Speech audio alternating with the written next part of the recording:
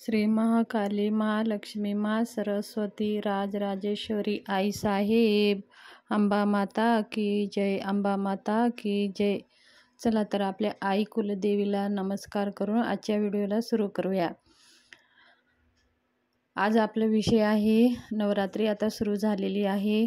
आज पहिली माळ झालेली आहे. उद्या आहे शुक्रवार आणि दुसरी माळ आहे बेल आणि रुईच्या निळ्या फुलांची माळ उद्या अर्पण करायची आहे. तर नैवेद्य अर्पण करायचं आहे साखर. आता आपल्याला 9 दिवस आपण आपल्या देवीची सेवा करत असतो. प्रत्येक देवीची प्रत्येक दिवशी अलग अलग महत्त्व आहे. आपल्या कुलदेवीचं कृपा आशीर्वाद प्राप्त करण्यासाठी आपल्या काही इच्छा असतात, काही मनोकामना असतात, काही आपले संकटे असतात, दुःख असतात, दारिद्र्य असतात.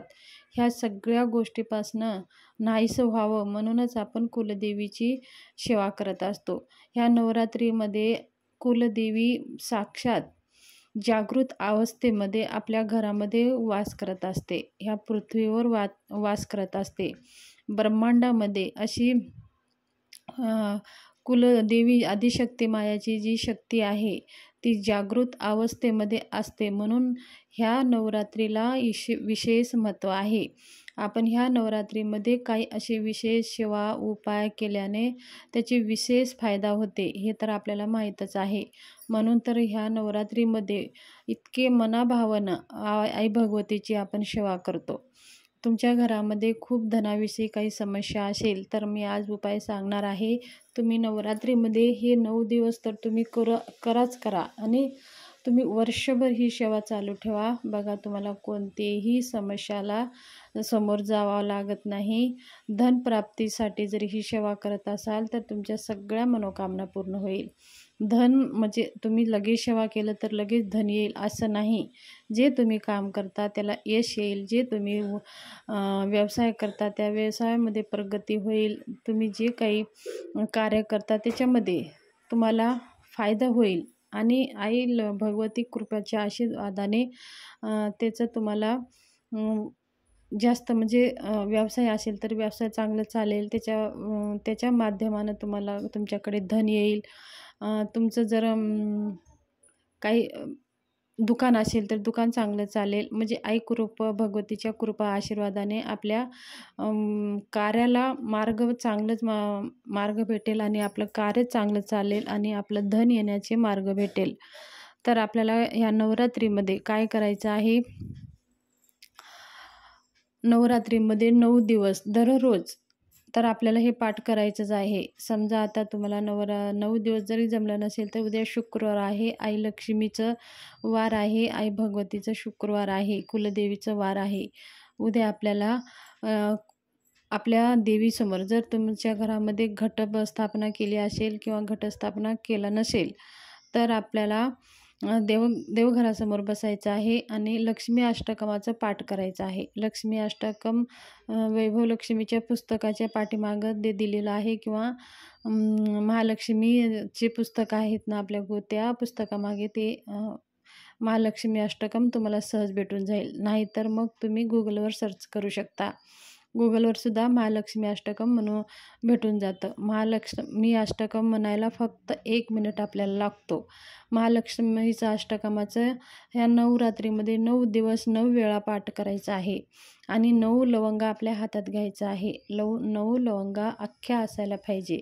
अख्ख्या म्हणजे त्या लवंगाला फुलं असायला पाहिजे. ही लवंग माता लक्ष्मीला आणि आई भगवतीला अतिप्रिय आहे. म्हणून ह्या लवंगावर जर आपण सेवा केली तर बघा आई भगवतीपर्यंत ह्या सेवा पोहोचत असतात. मग 9 लवंगा आपल्या उजव्या हातात घ्यायचं आहे. 9 वेळेस महालक्ष्मी अष्टकमाचं पाठ करायचं आहे. 9 लवंगा घ्या किंवा तुम्ही 11 लवंगा घेतला तरी अतिउत्तम. 11 लवंगाचा अजून जास्त त्याचा प्रभाव होईल. तर तुम्ही 11 लवंगा घ्या किंवा तुम्ही 9 लवंगा घ्या. किती तुमच्या यथाशक्ती.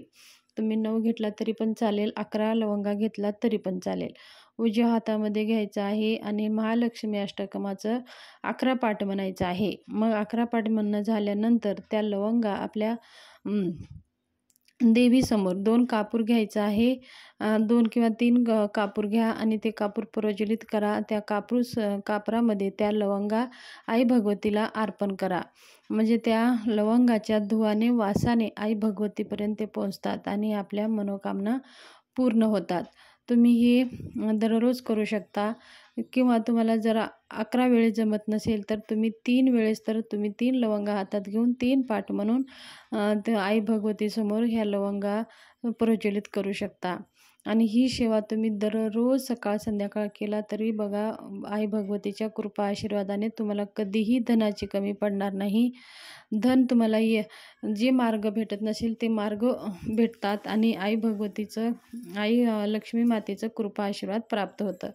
तसेच उद्या शुक्रवार आहे. आपल्याकडं देवीची मूर्ती असेल, देवीत आता तुम्ही टाक बसवला असेल, घट बसवले असेल, तर तुमच्याकडे श्रीयंत्र असेल किंवा अन्नपूर्णा देवी असेल, त्या देवी मूर्तीवरती आपल्याला पायापासून ते डोकापर्यंत कुंकुमार्जन करायचं आहे. कुंकुमार्जन करताना आपल्याला ओम श्री महालक्ष्मी नमः, ओम श्री महालक्ष्मी नमः किंवा तुम्ही श्री सूक्त म्हणून देवीच्या मूर्तीवर तुम्ही अभिषेक करू शकता किंवा श्रीयंत्रावर करू शकता. श्रीयंत्र असेल तर श्रीयंत्रावर तुम्ही अभिषेक करू शकता, कुंकुमार्जन करू शकता. तसेच जर तुम्हाला श्री सूक्त म्हणायला जमत नसेल तर ओम ऐं ह्रीं क्लीं चामुंडाय विच्चे ह्या मंत्रांनासुद्धा तुम्ही त्या देवीच्या मूर्तीवरती तुम्ही अभिषेक करू शकता. जर तुमच्याकडे घट असेल किंवा घट नसेल तरी तुम्ही ह्या सेवा करा. ह्या 9 दिवसामध्ये देवी जागृत अवस्थेमध्ये असते. तुम्ही ज्या मनाभावाने, ज्या भावनेने जी देवीची सेवा करता त्या भावनाने तुमची इच्छा पूर्ण होतात, तुमच्या मनोकामना पूर्ण होतात. मनामध्ये कोणती इच्छा धरून ह्या सेवा करा. आई भगवतीच्या कृपा आशीर्वादाने तुमच्या सगळ्या मनोकामना पूर्ण होतात आणि तुमचं व्यवसायामध्ये अडथळे येत असेल तर व्यवसाय सुरू चालण्यात मदत होते आणि आई भगवतीच्या कृपा आशीर्वादाने तुमचे सगळे कार्य पूर्ण होतात. आणि ह्या नवरात्रीमध्ये 9 दिवस आपल्याला 9 देवीचे स्वरूपाची पूजा करायची असते. आज शैलपुत्री आहे तर उद्या ब्रह्मचारिणी देवीची पूजा करायची आहे. उद्या नैवेद्य आहे साखर, माळ आहे बेल आणि धोत्र्याचा निळा फूल याची माळ अर्पण करायची आहे. अशा प्रकारे 9 दिवस 9 देवीची स्वरूपाची आपल्याला पूजा करायची आहे. ह्या नवरात्रीमध्ये जर आपण दुर्गा सप्तशतीचे 14 पाठ केले तर आपल्याला नवचंडी करण्याचं पुण्य प्राप्त होतं. आता तुम्ही एकटीने 14 पाठ तुम्हाला जमत नसेल तर घरातल्या सगळ्या व्यक्तींनी मिळून जरी 14 पाठ केला तरीही खूप छान आहे. तर जेवढं शक्य होईल तेवढं तुम्ही ह्या कुलदेवीची सेवा करा. तुमच्या सगळ्या कार्य पूर्ण होतात. आई कृपा आशीर्वादाने सगळ्या इच्छा पूर्ण होतात. तसेच ह्या नवरात्रीमध्ये देवीची परडी भरणे, देवीची ओटी भरणे तेवढंच महत्त्वाचं आहे. आता ओटी कशी भरावी आणि परडी कशी भरावी त्याचा व्हिडिओ माझ्या चॅनलवर येणारच आहेत. म्हणून तुम्ही चॅनलला लाईक करा आणि सबस्क्राईब करून ठेवा. म्हणजे तशीच जे मी माहिती सांगेल ती सगळ्यांच्या अगोदर तुमच्यापर्यंत पोहोचत जाईल. तर ओटीविषयी आणि परडीविषयी आपला व्हिडिओ लवकरच चॅनलवर येणार आहे. तर ही नवरात्रीविषयी माहिती तुमच्याशी शेअर करायची होती. माहिती कशी वाटली? जर माहिती आवडली असेल तर चॅनलला शेअर, सबस्क्राईब, लाईक करून हा व्हिडिओ जास्तीत जास्त ग्रुपमध्ये शेअर करा. धन्यवाद. शुभ दिवस जाओ.